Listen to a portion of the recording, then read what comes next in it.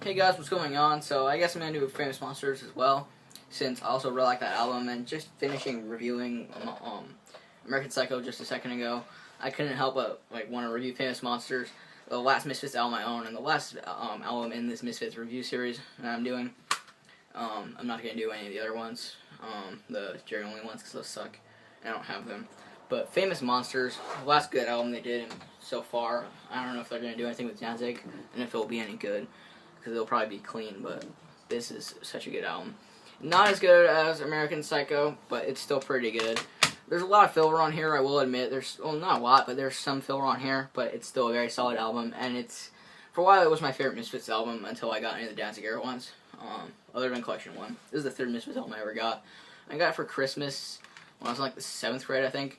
But yeah, so, packaging, the album cover is actually really cool. I think it's done by the same guy who did the one for American Psycho.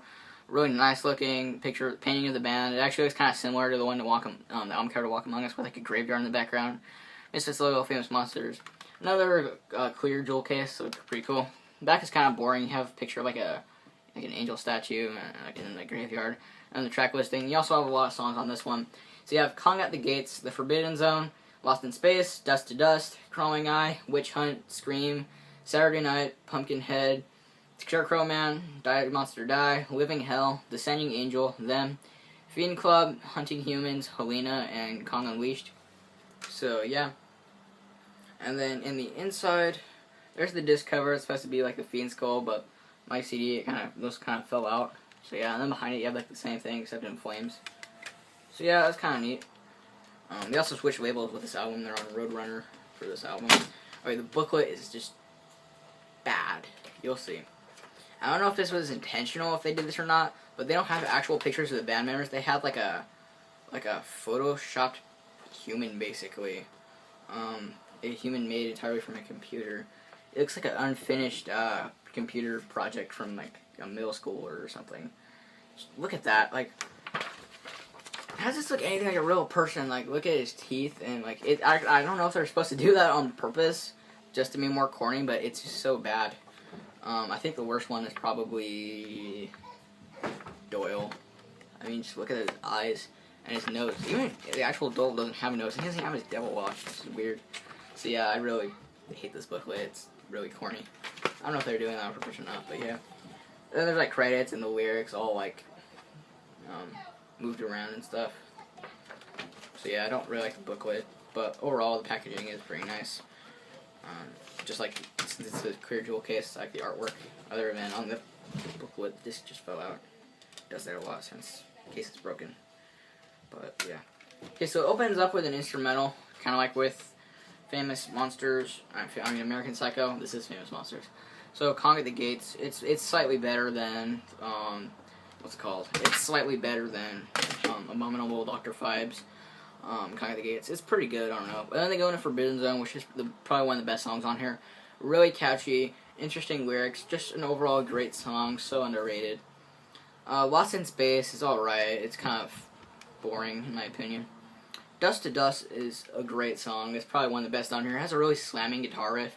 And Doyle's guitar tone is probably his best ever on this album, honestly. He has a really good, really massive guitar tone. But yeah. Yeah, that's a good song. Interesting lyrics. Like, basically kind of pessimistic. I don't know if it's joking or not, but saying we're all like dust in the wind, basically. So yeah, really good. Yeah. Crawling Eye is okay. It has a really heavy intro, kind of, for a punk song, but yeah. Witch Hunt is okay. It has a good riff, but it's kind of lacking in melody. Scream is a little bit of an overrated song, but it is a pretty fun song. It's a good song. It's just a little bit overrated. Saturday Night is actually a pretty good song. Like, I don't know. I hate love songs because they're always so corny. But it's kind of there's a little bit of parody in it, but it's also kind of serious. It's a good song. It's really catchy, and they have a really strong rockabilly vibe on that song. I really like when Misfits do stuff like that. But yeah, Saturday Night is a really good song and probably one of the best songs on here. It's actually the first Misfits song I ever heard.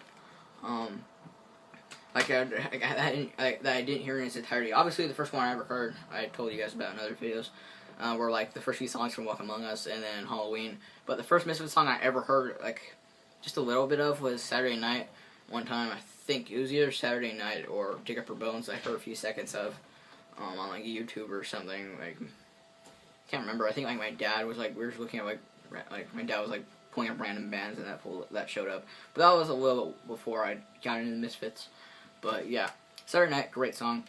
Pumpkinhead is an underrated fucking song. So it has really interesting lyrics and such a catchy chorus where he says, I'm going to take you where your body will lie, I'm going to take you there, my friend, I'm going to show you where your life will end, I'm going to take you there, my friend.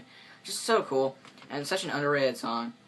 Scarecrow Man is okay, it has a good guitar riff, and it actually has a guitar solo, which is kind of weird for a Misfits song, but yeah. Die Monster Die is a little bit overrated, it's alright, I don't know. It's just funny though how it's all like, it's all melodic and it's just like, I hope you die, and then the chorus is pretty lame, he just says Die Monster Die over and over, but yeah. Living Hell is really unmemorable. I honestly can't even remember that song, to be honest. I don't remember how it goes, but yeah. Descending Angel is actually pretty good. It's a little simple, and it feels like a filler song, but it's a good song. There are a few filler songs on here, but yeah. Them is a filler song. Fiend Club is actually pretty good. It has really interesting lyrics that are really good, but yeah. Hunting Humans is also a filler track. The last half of this album, there's a little bit of filler there.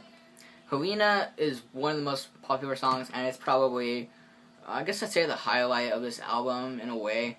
Like, Saturday Night, Dust to Dust, and Helena, in my opinion, are the highlights of this album, and Helena is an amazing song. So, the lyrics are just so good. If I cut off your arms and I cut off your legs, would you still love me? Like, how do you not like that? How does that not appeal to you in a fucked up way? It just sounds so fucked up, you know? It's just awesome, and it does everything that the Misfits do good, but without being, like, raunchy, I guess. Like, with the Danzig era, they could scare you, but they'd have to do something, like, you know, they'd have to use the word, like, rape or something, you know? But with Famous Monsters, no, they're good at being really violent on here, and it's just awesome. I mean, obviously not the most violent thing in the world, but it's pretty good for, like, it's pretty violent for, like, a punk song, I guess. I don't know, Helena, amazing song.